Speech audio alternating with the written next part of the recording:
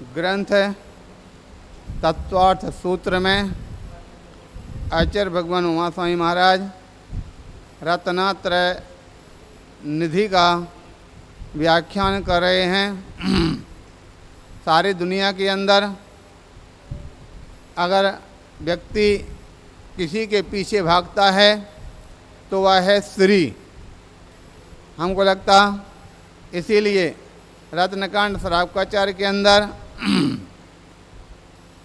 उदाहरण दिया गया, मंगलाचरण किया गया। उसमें मंगलाचरण में यही कहा, नमः श्री वर्धमानाय निर्धूत कलिलात्मने सालोका नाम तलोका नाम यद विद्या दर्पणाय थे। अर्थात नमः श्री वर्धमानाय, श्री के स्वामी जो वर्धमान स्वामी हैं उनके लिए मेरा नमस्कार हो। यहाँ पर जब श्री की बात चलती है तो श्री अनेक प्रकार से कही जाती है। कहीं धनश्री है तो कहीं गृहश्री है तो कहीं मुक्तिश्री है। और श्री जो होती है आपस में एक दूसरे के विरोधी होती हैं। जहाँ पर एक श्री होती है वहाँ पर दूसरी श्री अपना कदम नहीं रखती है। जिस स्थान पर धनश्री आ जाती है तो धनश्री को प्राप्त होने पर मुक्तिश्री हमेशा दूर भागती है। संसार की स्त्री जब छोड़ते हैं तभी मुक्तिश्री उसको प्राप्त हो सकती है, किंतु जब तक संसार की स्त्री जिसके साथ लगी रहेगी तब तक मुक्तिश्री कभी भी प्राप्त हो सकती नहीं है। इसलिए यहाँ पर आचार्य भगवान वह जो है रत्नात्रय निधि, रत्नात्रय की जो श्री है, रत्नात्रय श्री की बात कर रहे हैं कि हे भव्य जीवो, तुम संसार की जो श्री है उसको छोड़ करके रत्नात्रय रूपी निधि को प्राप्त करोगे तो तुम्हारे लिए मुक्ति श्री अपने आप ही आह्वान करेगी और अपना स्वामी बनाने के लिए हमेशा तत्पर हो जाएगी। इसलिए हमारे लिए वह रत्नात्रय की बहुत बड़ी उपयोगिता है। उस रत्नात्रय की श्री को प्राप्त करने में क्रम क्रम से सबसे पहले जो श्री के पहला हेतु है वह सबसे पहले सम्यक दर्शन श्रद्धान। सम्यक दर्शन जो है वास्तव में सम्यक दर्शन कहने के लिए तो छोटा सा शब्द है और बहुत सामान्य सी चीज़ है। सम्यक दर्शन को प्राप्त करने के लिए हमको कुछ भी करने की ज़रूरत नहीं है, बल्कि जो हमारा भ्रम हमारे साथ बैठा है, हमारी आत्मा के साथ में जो भ्रम लगा है उस भ्रम को हटाना है। भ्रम के हटते ही सम्यक दर्शन और सम्यक ज्ञान तुरंत दोनों हो जाते हैं। इसलिए सम्यक दर्शन का लक्षण जो है चारों अनुयोगों में अलग अलग रूप से बताया गया। सबसे पहले प्रथमान योग में सम्यक दर्शन का जो लक्षण बता दिया। सम्यक दर्शन का लक्षण किस रूप बताया? पहला सम्यक दर्शन प्रथमान योग के आधार पर मात्र आज्ञा सम्यक तो है। हमारे लिए आज्ञा स्वीकार करना, किसकी आज्ञा स्वीकार करना? वीतराग की। जहाँ वीतराग की आज्ञा कह दिया तो समझ लीजिए उसमें अरहंत भी आ जाते हैं, सिद्ध भी आ जाते हैं, आचार्य उपाध्याय भी आ जाते हैं और शास्त्र भी आ जाता है, जनवाणी भी आ जाती है। तो उसमें वीतराग की आज्ञा में मुख्यता से अरहंत भगवान और उत्तर ग्रंथकर्ता रूप में गणधर स्वामी, उत्तरोत्तर ग्रंथकर्ता में आचार्य परमेष्टि, उन सब की आज्ञा को स्वीकार करना। अब यहाँ पर प्रश्न उत्पन्न हुआ, हम आज्ञा किस किस की स्वीकार करें? कहाँ तक कितने कितने लोगों की आज्ञा स्वीकार करें? बोले नहीं, किसी की मत करो। जो कम से कम प्रत्यक्ष ज्ञानी हैं, जो प्रमाणक हैं, प्रत्यक्ष ज्ञानी की आज्ञा तो स्वीकार कर ही सकते हैं। इसलिए प्रत्यक्ष ज्ञानी में जो अरहंत भगवान हैं बस उन्हीं की आज्ञा है। प्रत्यक्ष ज्ञानी जो अरहंत भगवान की आज्ञा को स्वीकार कर लिया तो उसके बाद जो भी आज्ञा है सब उन्हीं की आज्ञा को स्वीकार करते हैं। परंपरागत गणधर स्वामी भी प्रत्यक्ष ज्ञानी है, भगवान की आज्ञा स्वीकार करते हैं। मुनि महाराज भी उन्हीं की आज्ञा को स्वीकार करते हैं। जनवाणी में भी जो लिखा जाता है उन्हीं की आज्ञा को ही लिखा जाता है। इसलिए सबसे पहले जो सम्यक दर्शन प्रथमानुयोग के आधार पर आज्ञा सम्यक्त को ग्रहण किया गया। दूसरे नंबर पे करणानुयोग।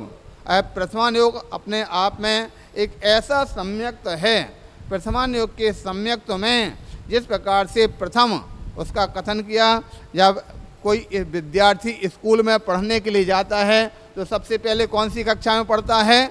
प्रथमा में पढ़ता है, पहली कक्षा में पढ़ता है, प्रथमा कक्षा में पढ़ता है। और प्रथमा कक्षा में पढ़ने वाला विद्यार्थी बिल्कुल अजान होता है, अज्ञानी होता, उसको किसी भी चीज़ की कोई जानकारी नहीं होता है। बस इस मात्र ये मान करके हमारे जो गुरुजी हैं हमको जो पढ़ाएंगे हमारे उत्थान के लिए, वो गुरुजी के पास पहुंच जाता है। गुरुजी जो भी पढ़ाते हैं, जो बताते हैं, उसको जैसा है वैसा के वैसा स्वीकार करता रहता है।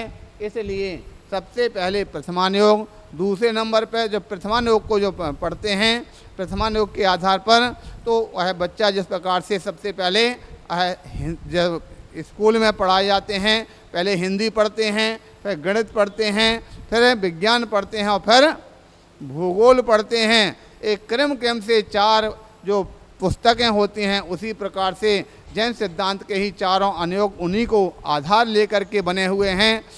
जब सबसे पहले प्रथमानुयोग में हिंदी पढ़ लिया, आ ई उ इत्यादि जो अक्षर हैं मिलाने पर शब्द बन गया, कविता बन गई, जो कुछ भी बन जाता है, ये सब प्रथमानुयोग यानी हिंदी का विषय हो गया। दूसरे नंबर पे कौन सा आता है? करणानुयोग। करणानुयोग किसका विषय है? गणित का विषय है। करणानुयोग में सारे के सारे हिसाब लगाए जाते हैं, गुणा भाग लगाए जाते हैं, परिणामों की गिनती चलती है। और करणानुयोग किसे कहते हैं, किस प्रकार से होता है? तो करणानुयोग के आधार पर होने वाला सम्यक दर्शन जो 4 अनंतानुबंधी कसाय और मिथ्या दर्शन, मिथ्या सम्यक तो सम्यक मिथ्यात्व और सम्यक मिथ्यात्व, ये 7 प्रकृतियाँ मोहिनी कर्म की हैं। इनके उपशम से यथायोग जो जीव के परिणाम बनते हैं, और उसके लिए कौन सा सम्यक तो बोलते? करणानुयोग के आधार पर सम्यक्त होता है। ऐसा करणानुयोग सम्यक्त जो होता है गणित के आधार पर होता है। तीसरा सम्यक दर्शन कौन सा होता? विज्ञान। और विज्ञान किस प्रकार से? विज्ञान में जिस प्रकार से प्रैक्टिकल रूप में, ठीक है, विज्ञान में हर चीज़ का प्रैक्टिकल रूप में स्वीकार किया जाता है, उसी प्रकार से तीसरे नंबर पे जो चरणानुयोग। चरणानुयोग क्या है? वो प्रैक्टिकल रूप में स्वीकार करता है, अपने जीवन में धारण करो। आपने महाव्रत की बात करें तो महाव्रत को धारण करो, समिति की बात करते धारण करो, प्रैक्टिकल रूप में उसको स्वीकार करता है। जिस प्रकार से विज्ञान प्रैक्टिकल करता है, उसी प्रकार से चरणानुयोग में स्वीकार करता है। और चरणानुयोग में सम्यक दर्शन होता हो कौन सा होता है? चरणानुयोग के आधार पर सम्यक दर्शन की परिभाषा में आता है जो 25 दोषों को टालकर देव और शास्त्र और गुरु के प्रति श्रद्धान करता है, इसका नाम क्या है? चरणानुयोग का सम्यक दर्शन। ठीक है ना? चरणानुयोग के सम्यक दर्शन में 25 दोषों कौन से हैं तो आप जानते होंगे। सबसे पहले 8 संकादि दोष, 8 मद, और उसके पश्चात 6 अनायतन और 3 मूढ़ता। 8 संकादि दोष तो जानते ही हैं, शंका, कांक्षा, विचिकित्सा, अमूढ़ दृष्टि, उपगूहन, स्थितीकरण, वात्सल्य और धर्म प्रभावना या मार्ग प्रभावना। इस प्रकार से सम्यक्त के जो 8 अंग हैं, उन 8 अंगों के विपरीत 8 दोष होते। अन 8 दोषों को टालना। 8 मद सभी जानते होंगे। रत्नकांड सरवकाचार्य की एक इस गाथा की एक लाइन में सारे नाम गिना दिए। ज्ञानम पूजाम कुलम जातिम बलमृद्धिम तपो वपुः अष्टावासित मानस्तम अस्मय माहुर गतस्मया। जो मान के त्यागी अरहंत भगवान हैं, उन्होंने 8 प्रकार के मान बताए हुए हैं। इस प्रकार से चरणानुयोग का सम्यक्त पूरा होता। चरणानुयोग के बाद अगला सम्यक्त आता है कौन सा? द्रव्यानुयोग का सम्यक्त। और द्रव्यानुयोग का सम्यक्त किस प्रकार से है? तो द्रव्यानुयोग में जो अपने तत्वार्थ सूत्र का जो सम्यक्त तो बताया, वो द्रव्यानुयोग के आधार पर ही बताया। किस प्रकार से है? तत्वार्थ श्रद्धानम सम्यक दर्शनम। जो तत्वार्थ का श्रद्धान है, वो सम्यक दर्शन है, ये द्रव्यानुग के आधार पर है, अर्थात तत्वों के और पदार्थों में श्रद्धान होना ये द्रव्यानुग के आधार पर सम्यक तो होता है। इस प्रकार से चारों अनुयोगों में जो सम्यक दर्शन का लक्षण बताया है, उस चारों के आधार पर हमको जब अच्छी तरह से घटित कर लेते हैं तभी वह व्यक्ति अपने जीवन में सम्यक्त्व का धारी हो सकता है। किंतु अगर एक भी कम होता तो उसके लिए सम्यक्त्व का सही उसका ग्रहण नहीं होता है। जिस प्रकार से जब कोई व्यक्ति अपने किसी भी मार्ग पर बढ़ता है तो इस प्रकार से यहाँ पे पहले चारों अनुयोगों को इस प्रकार से भी कहा जाता है कि जिस प्रकार से कोई बच्चे का जब जन्म होता है तो बच्चे का जन्म होने के बाद उसको क्या पिलाया जाता है, क्या खिलाया जाता है? दूध पिलाया जाता। प्योर दूध पिलाते क्या हैं? प्योर दूध नहीं पिलाया जाता, उसमें दूध में पानी मिला करके पिलाते हैं। इसी प्रकार से सबसे पहले जो प्रथमानुयोग में जो जिनधर में लोग बच्चों को पिलाया जाता, प्रारंभिक व्यक्ति के लिए जो जिनधर में पिलाया जाता है वो कैसे पिलाया जाता है? पानी मिला करके पिलाया जाता। प्रथमानुयोग में जो किस्सा कथा कहानियाँ इत्यादि धर्म की जो बातें प्रथमानुयोग में दी गई हैं उसमें कुछ धर्म हैं तो कुछ सांसारिक प्रयोजन भी बताया है, कुछ विराग है तो कुछ राग भी उसके साथ दिया गया है। और सर राग तो इतना ज़्यादा है, कई बार तो लोग आंख बंद कर लेते हैं और कई बार लोग विश्वास नहीं करते हैं। आपने सुना होगा, आप जैन सिद्धांत के महान आचार्य जिनसेन स्वामी जिन्होंने आदि पुराण की रचना की, और आदि पुराण की जब रचना कर रहे थे तो आदि पुराण में उन्होंने इतनी अलंकार विद्या भर दी, इतने राग के हेतु वहाँ पर उपस्थित किए कि लोगों उनके प्रति विश्वास उठ गया। ये बाल ब्रह्मचारी हैं, एक और तो कह रहे हैं अगर्भ ब्रह्मचारी हैं, यानी उनका जन्म अगर्भ ब्रह्मचारी का मतलब है कि जब उनका जन्म हुआ और जन्म से उन्होंने कभी कपड़े नहीं पहने, क्योंकि पहले के समय में कपड़े सिले नहीं जाते थे, खाली एक कपड़ा बिछा दिया, एक उड़ा दिया, बस हो गया। तो पहले शुरू में इस प्रकार से, और उसके बाद 7-8 वर्ष के बच्चे तक नग्न घूमते रहते थे। तो ऐसा कुछ उल्लेख आता है कि लगभग 8 वर्ष की उम्र थी, बाहर बच्चे खेल रहे थे, तो वो कौन सा गिप्पी खेल, एक के ऊपर एक 7-8 रखते थे हैं, गोल गोल खेल रहे थे। वहाँ से आचार्य दूसरे आचार्य महाराज निकलते हैं तो उन्होंने उस बच्चे की एक के ऊपर फटाफट 7 जो गिप्पियाँ रख दियाँ। उसको देख करके, और अब निमित्त ज्ञानी भी थे, गुरुदेव ने देखा ये बच्चा तो बहुत होशियार है, और उससे कहा बेटा तो हमारे साथ में चलेगा? उन्होंने कहा हाँ चल जाएंगे आपके साथ में। तो चल फिर, बोले नहीं पहले मम्मी से पूछ लेते हैं। बोले ठीक है, मम्मी के पास। तो आचार्य महाराज भी मम्मी के पास जाके चले गए और मम्मी को जाके थोड़ा सा उपदेश दिया, समझाया कि आपका बच्चा बहुत बड़ा होनहार है, आगे चल कर के इससे जिन धर्म की बहुत अच्छी प्रभावना होने वाली है, अगर आपकी अनुमति हो इस बच्चे को हम अपने साथ में पढ़ाने के लिए ले जा सकते हैं। तो उसकी माँ ने पहले तो मना किया, लेकिन बाद में स्वीकृति दे दिया। और जैसे ही पढ़ लिख करके लगभग 18-20 वर्ष का होता है, जैन धर्म का अच्छी तरह से अध्ययन कर लिया।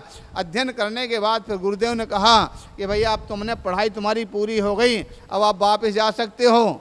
तो उस समय पर क्या करेगा वो 18-20 साल का जो युवक है, सारा जैन धर्म का अध्ययन करने के बाद वापस जाएगा क्या?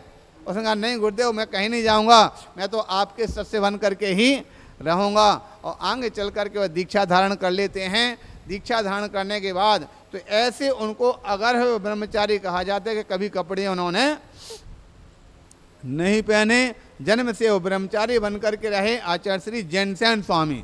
और उन्होंने जब आदि पुराण का लेख लिखा, जिनसेन जब आदि पुराण का लेख लिखा तो उसमें इतनी अलंकार विद्या, इतनी स्त्रियों के जो शरीर का यानी अनेक प्रकार से रूप बना करके लिखे। इस प्रकार से आता वह उनकी आँखें कैसी, तो आँखें किस प्रकार की थी? हिरणी के समान थी। नाक कैसी थी? तोता की चोंच के समान थी। पैर कैसे थे? केला के थंबे के समान थे, इत्यादि अनेक अनेक प्रकार से ऐसी उपमाएं दी कि उन शास्त्र को पढ़ने वालों को विश्वास नहीं हुआ कि बाल ब्रह्मचारी होंगे। तब इस प्रकार की बात आई तो उनकी परीक्षा हुई और परीक्षा पे उनके लिए एक बार इस प्रकार की घटना आती है कि उनके लिए कहा गया आपके लिए शास्त्र आपने इस प्रकार से ब्रह्मचारी कहलाते लेकिन हमको विश्वास नहीं है। तो उन्होंने एक बार खड़े होकर के माई के ऊपर खड़े होकर के उपदेश दिया और इतना अलंकार विद्या वाला इतना राग का उपदेश दिया कि कितने लोग उनका मन खराब हुआ तो उठ करके सभा छोड़ करके चले गए, लेकिन उनके लिए कुछ भी नहीं बिगड़ा। इस प्रकार से यानी कहने का तात्पर्य है कि प्रथमान योग ग्रंथ के अंदर राग भी है और वीतराग भी है। हम कई बार बोलते हैं कि जिस प्रकार से फिल्म देखी ना, सारी की सारी फिल्म जो चलती है और पूरे 3 घंटे की फिल्म कैसे चलती, राग पे चलती है। अंत की जो समय होता है वो विराग में बदल देती है, अरे संसार ऐसा है, संसार हो जा करके। तो उसी प्रकार से सारा ग्रंथ राग में हो लेकिन अंत उसका वीतराग वाला होता है। 63 साल का पुरुष इतना सारा वैभव प्राप्त किया, चक्रवर्ती 6 खंड का अधिकारी, नारायण 3 खंड का अधिकारी, बलभद्र कितने सारे वस्तुओं का अधिकारी, इतने राज्य का अधिकारी, ये सारा का सारा अधिकार प्राप्त होने के बाद भी अंत में सब छोड़ करके चले जाते हैं। इसलिए और अंत में उसका सारा का सार विराग रूप में भी प्रथमान योग के दिखा दिया जाता है। तो इसी प्रकार से बात चल रही थी कि जिस प्रकार से एक छोटा सा बच्चा है, बच्चे के लिए जब भी खिलाया पिलाया जाता है तो ना रोटी खिलाते हैं, ना मावा खिलाते हैं, ना मिठाई खिलाते हैं, उसको खिलाते पिलाते हैं तो दूध और भी पानी मिला हुआ। इस प्रकार से प्रथमान योग भी पानी मिला हुआ दूध है, राग से मिला हुआ विराग उसके खिलाया पिलाया जाता है। लेकिन वह बच्चा जब 1-2 साल का हो जाता है उसके बाद फिर उसके लिए पानी मिलाने की ज़रूरत पड़ती क्या? 2-3 साल 5 साल के बच्चे के लिए फिर पानी मिलाने की ज़रूरत नहीं है। तो 5 साल वाला बच्चा तो सीधा दूध, भैंस का दूध दोह करके लाओ और छान करके पिला दो तो आराम से पचा जाता है। उसी प्रकार से कर्णान योग जो ग्रंथ है उस कर्णान योग ग्रंथ में प्योर जैन सिद्धांत भरा होता है और वहाँ पर लाग लपेट वाली कोई चीज़ नहीं होती है। कर्णान सभी अनुयोगों में लाग लपेट हो भी जाए, यहाँ तक कि द्रव्यानुयोग में भी हो जाए, लेकिन कर्णान योग ऐसा है कि उसमें कहीं लाग लपेट का कोई काम नहीं है। ये बंध रहे, ऐसा किया तो आश्रय होगा, ऐसा किया तो बंध होगा, बंध इतने प्रकार का होता, आश्रय इतने प्रकार का होता, कर्म इतने प्रकार के हैं। सारा का सारा कर्णान योग बिल्कुल एक्यूरेट पूरा का पूरा एक एक अक्षर जैसा है वैसा का वैसा बताने वाला है। इसलिए कर्णान योग में तो प्योर दूध पिलाया जाता है। उसके पश्चात तीसरे नंबर पर कौन सा आता है? चरणान योग। और जो चरणान योग है वह चरणान योग में प्योर दूध तो रहता ही है, लेकिन उसमें पहले बताया था ना प्रैक्टिकल। इसी प्रकार से चरणान योग में प्योर दूध भी मिलाना और प्योर दूध भी पिलाना और साथ में उसको तपा के पिलाना। जब तपाएंगे तो और ज़्यादा शक्ति आ जाएगी कि नहीं, दूध कम हो जाएगा, दूध से पानी उड़ जाएगा और ज़्यादा मजबूती आ जाएगी।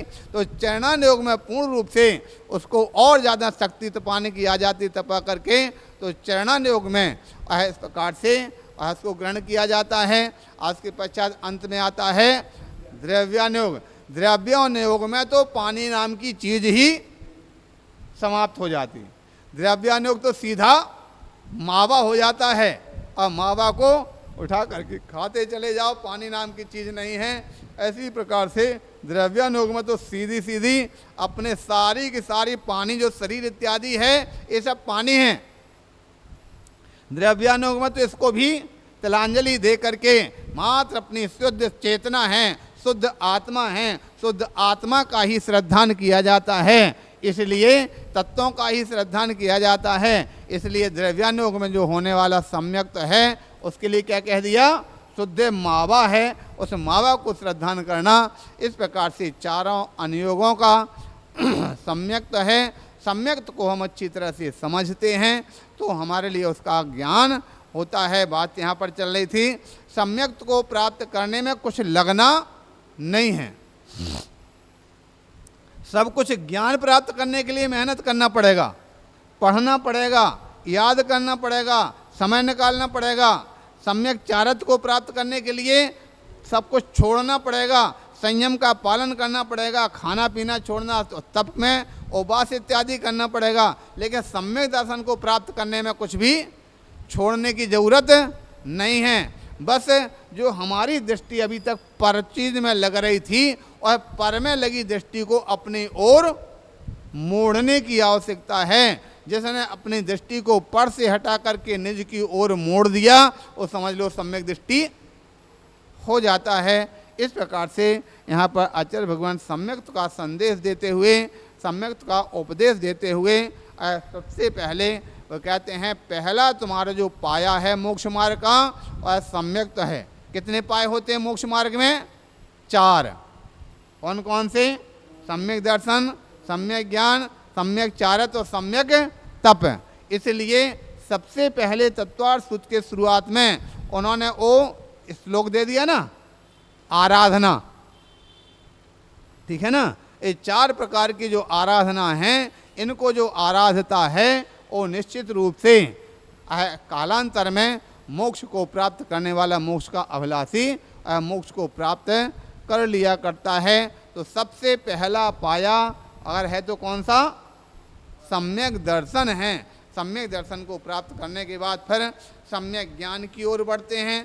सम्यक ज्ञान किसे कहते हैं? तो सम्यक ज्ञान का लक्षण यद्यपि बाद में आएगा, लेकिन फिर भी अपन सम्यक ज्ञान के लक्षण को अन्य ग्रंथ के आधार पर समझ लेते हैं। द्रव्य संग्रह के अंदर सम्यक ज्ञान का लक्षण बताया, संशय विमोह विभ्रम विभज्यम। बस इतना सा ही सम्यक ज्ञान का लक्षण है। संशय विमोह विभ्रम विभज्यम अर्थात जो 3 प्रकार के जो चीज़ें, संशय, विपर्यय, अनध्यवसाय, इन तीनों से विवर्जित जो वस्तु का जानना है वो सम्यक ज्ञान कहलाता। जब तक संशय रहेगा तब तक वस्तु का ज्ञान सही हो सकता नहीं है। जब तक विपर्यय होगा तब तक वस्तु तत्व को जाना जा सकता नहीं है। और जब तक संशय विपर्यय अनध्यवसाय होगा तब तक जानना सवाल ही नहीं होता। संशय का लक्षण तो सभी जानते हैं। संशय किसे कहते हैं? शंका। और शंका ना हो करके इस प्रकार से दोलायपन, मन को दोनों तरफ झूलना। ठीक है? जिस प्रकार से झूला कभी इधर जाता है कभी इधर जाता है और डोलता रहता, घड़ी का पेंडुलम जिस प्रकार से पूरे समय डोलता रहता है, उसी प्रकार का जब व्यक्ति का मन 2 उभय पक्षीय घूमता रहता है, उसको क्या बोलते हैं? संशय। यानी कहने का तात्पर्य है, कभी वह सोचता है कि वीतरागी भगवान ही सही हैं, वीतराग से मोक्ष मार्ग प्राप्त होता है, तो कभी वो सोचता है कि रागी वाले से भी मोक्ष मार्ग हो सकता है। क्योंकि वीतरागी के पास तो कितने से लोग आते, लेकिन रागियों के पास तो हजारों जाते हैं। हमको लगता कुछ तो होगा। हमारे विशाल सागर जी महाराज का तो यही कहना रहता है बार बार कि उनके यहाँ पर इतने सारे लोग जाते हैं, कुछ तो होगा, कुछ तो होगा तब तो वहाँ पर जाते हैं। तो कुछ क्या है? बस सबसे बड़ी चीज़ ये है कि संसारी प्राणी संसारी पदार्थ चाहते हैं, बस ये है। और मोक्ष मार्गी संसार पदार्थ ना हो करके मोक्ष, संसार के पदार्थ को छोड़ करके मुक्ति का मार्ग चाहते हैं। इतना अंतर है। इसलिए कुछ की बात जो चल रही यहाँ पर, ये कुछ है तो संसारी प्राणी संसार ही मांगते हैं, संसार ही चाहते हैं। इस प्रकार से यहाँ पर उसका कथन। तो ये संसार समझ में आ गया। दूसरे नंबर पे क्या है? विपर्यय। विपर्यय का तात्पर्य है वस्तु को विपरीत जानना। ठीक है? कांच को रत्न मान लेना, ये क्या हो गया? विपर्यय। वीतराग से ही मुक्ति है, वीतराग ही सच्चा धर्म है, लेकिन वीतराग छोड़ करके सराग को धर्म मान करके बैठ जाना, ये क्या हुआ? विपर्यय। और अंत में क्या है? अनध्यवसाय। ये सबसे ज़्यादा खतरनाक है। अनध्यवसाय का कई बार तो लोगों को अर्थ भी पता नहीं रहता। अनध्यवसाय का मतलब क्या होता है? जो अनध्यवसाय को इस प्रकार के समझें कि कोई व्यक्ति से कहें भाई वीतराग धर्म सही है कि सराग धर्म सही है, वो कहते हैं चाहे वीतराग सही हो और चाहे सराग सही हो, हमें तो दुनिया से कोई मतलब नहीं है, हम तो जो कर रहे हैं हमें तो उससे मतलब है नहीं। कहने का तात्पर्य है जो अनंत विषय को प्राप्त करने वाला वस्तु तत्व को कभी जानने की भी कोशिश नहीं करता है, इसलिए उसको अनंत विषय को दूसरा शब्द नाम आता है अज्ञान।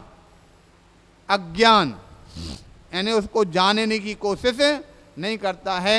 इस प्रकार से सम्यक दर्शन, सम्यक ज्ञान और सम्यक चारित्र का तात्पर्य है व्रति व्रतम, इतना ही चारित्र का लक्षण है।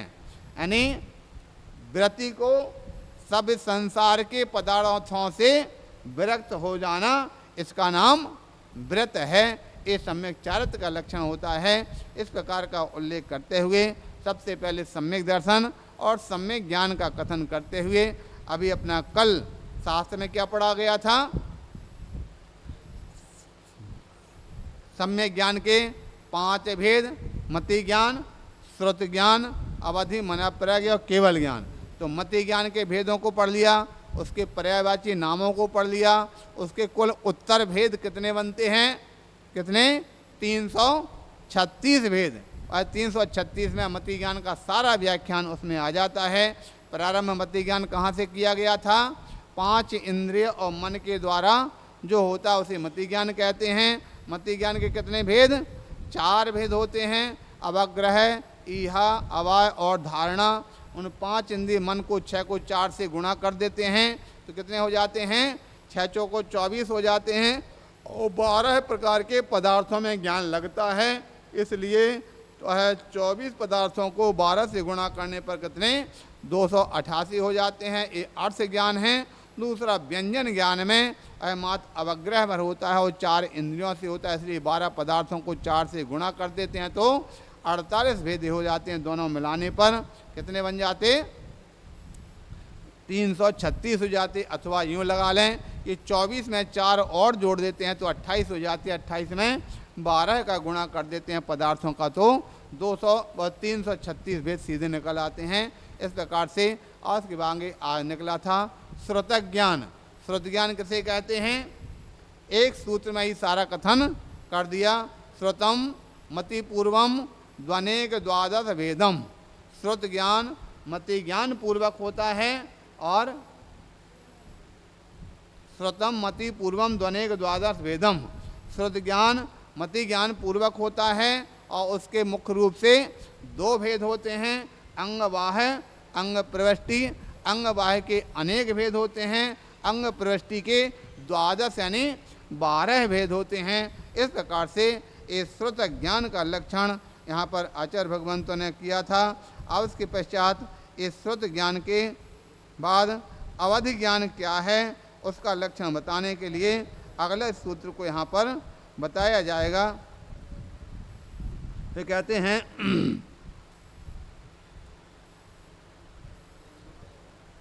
हाँ, जो श्रुत ज्ञान के जो 11 अंगवाय अंग प्रविष्टि के 12 भेद, वह 12 भेद कौन कौन से हैं तो इसमें बताए हैं। वह 11 अंग आचारांग, सूत्रकृतांग, समवायांग और स्थानांग, व्याख्या प्रज्ञप्ति अंग, ज्ञात्री धर्म कथांग, उपासका ध्यान, अंतःकृत दशांग, अनुत्तरोपादक दशांग और प्रश्न व्याकरणांग, विपाक सूत्र और दृष्टिवादांग।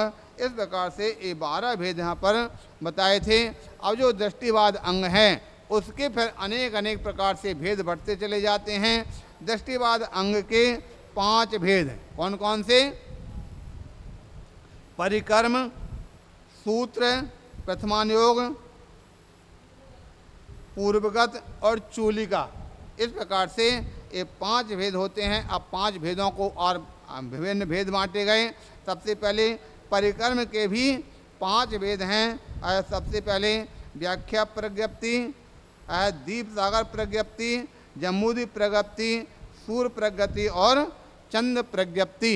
इस प्रकार से परिकर्म के 5 भेद कहे जाते हैं।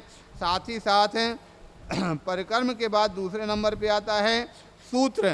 तो इसके कोई भेद नहीं किए गए और प्रथमानुयोग के भी कोई भेद नहीं किए गए।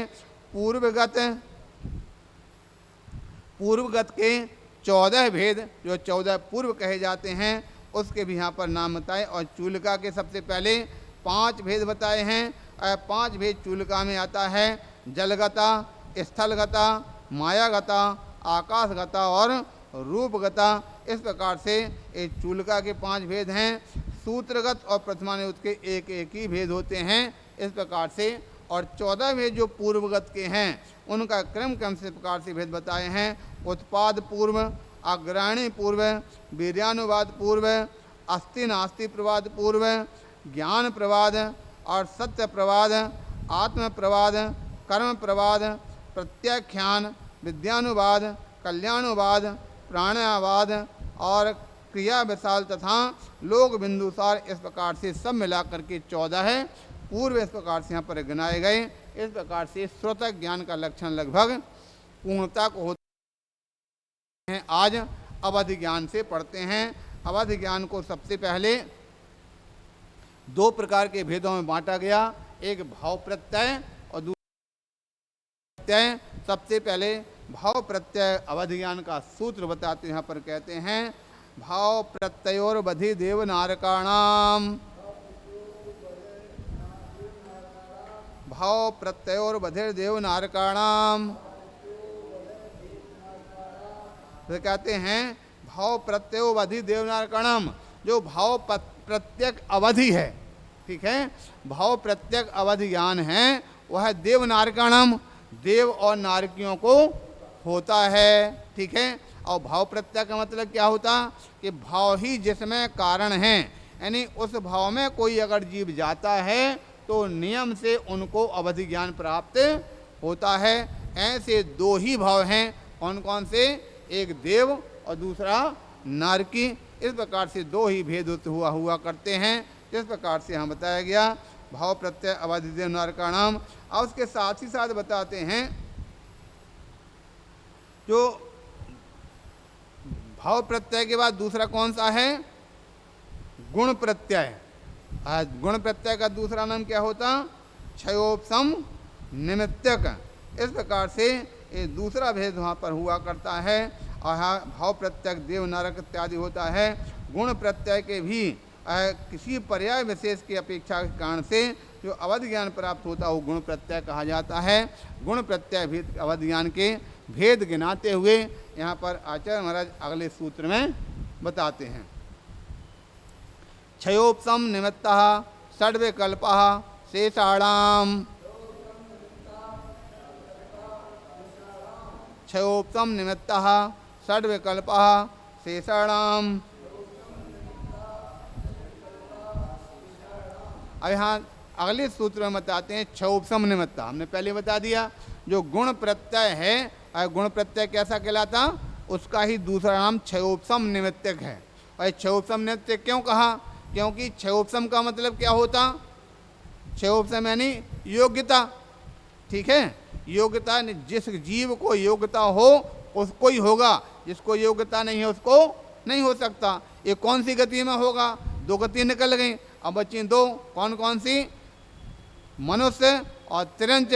तो मनुष्य तिरंच में क्या सभी को अवधि ज्ञान होता क्या, बोले नहीं होता। अगर सबको होता तो भाव प्रत्यय कहला जाता, ठीक है। इसलिए मनुष्य तिरंच में सबको अवधि ज्ञान नहीं होता है। किसको होता है, तो जिसको उस अवधि ज्ञान का विशेष रूप से क्षयोपशम होगा, जिसको योग्यता होगी उनको होगा, जिसको योग्यता हो नहीं होगी उनको नहीं हो सकता है। इसलिए इसको गुण प्रत्यय अथवा क्षयोपशम निमित्तक अवधि ज्ञान कहा गया। क्षयोपशम निमित्तक अवधि ज्ञान के कितने प्रकार का भेद होते हैं, षड्विकल्प, 6 प्रकार के भेद क्षयोपशम निमित्तक अवधि ज्ञान के होते हैं। 6 प्रकार के भेदों में कौन कौन से, सबसे पहला भेद है अनुगामी। अनुगामी, अनुगामी का मतलब क्या होता, जो एक भाव से दूसरे भाव तक हमेशा साथ चला जाता है उसका नाम क्या है, अनुगामी। यानी कोई हो सकता मनुष्य था, उसने अवधि ज्ञान प्राप्त किया और हम उसे जा कर के दूसरे गति में देवगति में चला गया, वहाँ भी प्राप्त हो गया।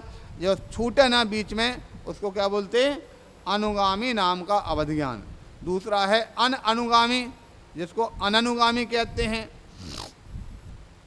जिसमें एक भाव से दूसरे भाव तक जो साथ में नहीं जावे, वो अननुगामी अवधि ज्ञान कहलाएगा। मनुष्य का था, मनुष्य में छूट गया, देव में फिर से मिल गया, अथवा तरंज था और दूसरे गति में जाके पहुंच गया, वहाँ पर जाकर इसको छूट गया, इसको क्या बोलते हैं? अननुगामी। जो अनुगामी उनके साथ में नहीं जाता है, उसके साथ गमन नहीं करता है। हाँ, इसलिए अनुगामी अननुगामी। तीसरे नंबर पे होता है वर्धमान और हीयमान। वर्धमान का तात्पर्य जो अवधज्ञान होने से लेकर के बढ़ता बढ़ता चला जाता। मान के चलो, क्योंकि अवधज्ञान की परिभाषा क्या बताई थी? द्रव्य क्षेत्र काल भाव की मर्यादा लिए हुए जो रूपी पदार्थों को जानता है उसे अवधज्ञान कहते हैं। तो हो सकता किसी के लिए यह द्रव्य, कितने द्रव्य को जानता था, हो सकता कोई है मान के चलो 500 किलोवाट की शक्ति वाला अवधज्ञान जानता था और 5 किलोमीटर की शक्ति वाला जानता था। शुरू में जब हुआ तो इतना जानता था, बाद में और अवधज्ञान की विशुद्धि के कारण से और बढ़ता चला गया। 500 किलो की शक्ति वाला 1000 पे पहुंच गया, 500 किलोमीटर वाला है 1000 किलोमीटर की वस्तु को जानने लगा। तो जो बढ़ता चला जाता है समय समय पर निरंतर जिसमें वृद्धि होती जाती है, उसको क्या बोलते? वर्धमान नाम का अवधज्ञान। ठीक है, होने से लेकर के प्रकट होने से लेकर आगे आगे बढ़ता चला जाता है, उसको क्या बोलते हैं? वर्धमान नाम का अवधज्ञान बोलते हैं। अगला होता है हीयमान। हीयमान का तात्पर्य जितना हुआ था उससे घटता घटता चला जावे। 5 किलोमीटर वाला था, वो 5 से 4 रह गया, 3 रह गया, 2 रह गया, क्या हो गया? हीयमान नाम का अवधज्ञान है। और हाँ, मनुष्य तिरंज दोनों को होता है। आगे आता है वर्धमान, हीयमान के बाद आता अवस्थित और अनवस्थित है। अवस्थित का मतलब जितना है उतना ही बना रहना, ना घटे ना बढ़े, जितना है उतना ही बने रहता है, इसको उसका नाम क्या है? अवस्थित नाम का जो अवधज्ञान है। और अगला है अनवस्थित, जो कभी घट जाता है और कभी बढ़ जाता है, इसका नाम क्या है? अनवस्थित नाम का अवधज्ञान। तो इस प्रकार से ये 6 प्रकार का जो अवधज्ञान है, ये कौन सा? गुण प्रत्यय अवधज्ञान कहा जाता है। इस प्रकार से अवधज्ञान के दोनों भेदों को जानना चाहिए। अवधज्ञान के बाद कौन सा आता है? मनः प्रज्ञान होता है। मनः प्रज्ञान के सूत्रों को और पढ़ते हैं, उसके बाद समाप्त करेंगे। तो बताते हैं सबसे पहले मनः प्रज्ञान भी कितने प्रकार का होता? 2 प्रकार का। तो बताते सूत्र में ऋजु विपुलमति मनः पर्यायः। ऋजु विपुलमति मनः पर्यायः। जो ऋजु विपुल मति, ये मति शब्द दोनों के साथ जुड़ जाएगा। ऋजु के साथ है नहीं, ऋजुमति, विपुल के साथ विपुलमति। इस प्रकार से जो मनः प्रज्ञान होता है, ये 2 प्रकार का जानना चाहिए। इस प्रकार से यहाँ पर मनः प्रज्ञान के दोनों भेदों का व्याख्यान यहाँ पर किया। मात्र सरल उसका अर्थ जो होता है, ऋजुमति किसे कहते हैं? ऋजु का तात्पर्य होता है सरल। ठीक है, जो सरल विचारों को जानता है वो ऋजुमति है, और जो सरल और जटिल दोनों प्रकार के विचारों को जानता है वो विपुलमति है। ऐसा नहीं कि जो विपुलमति है वो जटिल को जानता है, सरल को ना जाने, ऐसा नहीं हो सकता है। उस प्रकार से वो बच्चों के जैसा नहीं। एक घटना आती है, एक सेठ जी, उनके यहाँ पर एक बिल्ली पली थी। जब गेट बंद कर दिया तो बिल्ली बेचारी बाहर वो आवाज़ लगाती तो खोलने जाना पड़ता, फिर अंदर जा जाती तो बाहर भागने को होती तो फिर गेट खोलना पड़ता। क्या करना चाहिए? एक दिन बैठे थे तो अपने विभोर सागर जी महाराज जैसे एक बुजुर्ग व्यक्ति मिल गए। उन्होंने कहा, अरे बिल्ली से बहुत परेशान है, ये बाहर आ जाती तो हमको बाहर खोलने भगता, अंदर थी बाहर फिर भागती तो खोलना पड़ता। तो उन्होंने सलाह दे दी, बोले ऐसा करो ना, आपके जो गेट है वो गेट के किवाड़ में एक छेद कर दो, तो उस छेद से अंदर बाहर होती रहेगी, बार बार खोलने की जरूरत ना पड़ेगी। बात जम गई कि नहीं? और खोलने लगे। अब कुछ समय के बाद उस बिल्ली ने 2 बच्चे दे दिए।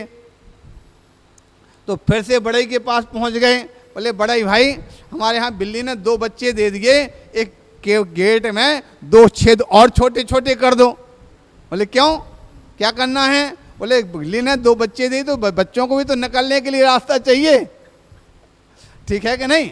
जिस प्रकार से बात आई तो बड़े ने, भैया जब बड़े छेद से इतनी बड़ी बिल्ली निकल सकती है, क्या सबको अलग अलग रास्ता बनाओगे क्या? उसी से छोटे भी निकल सकते हैं। उसी प्रकार से जो विपुलमति वाला है, जब जटिल विषय को जान सकता है तो सरल को जानने में क्या दिक्कत है, अपने आप ही उस सरल विषय को जान लिया करता है।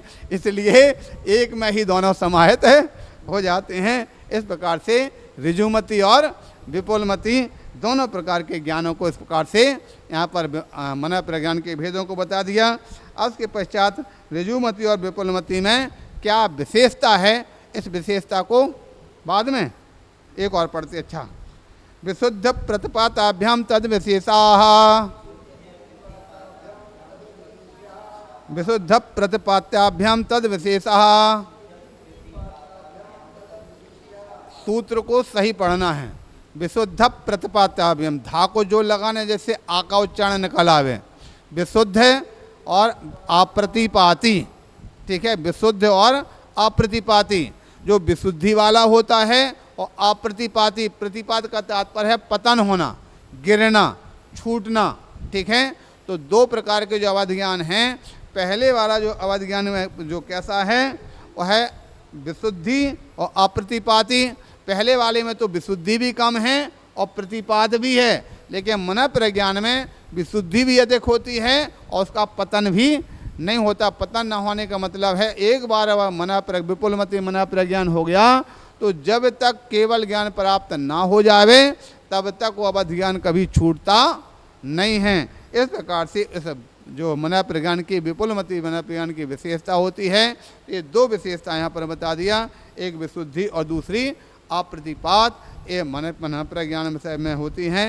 इस प्रकार से इसको जानना है, सभी को अच्छी तरह से समझना है, पढ़ना है और आगे के विषय को अपन बाद में पढ़ेंगे।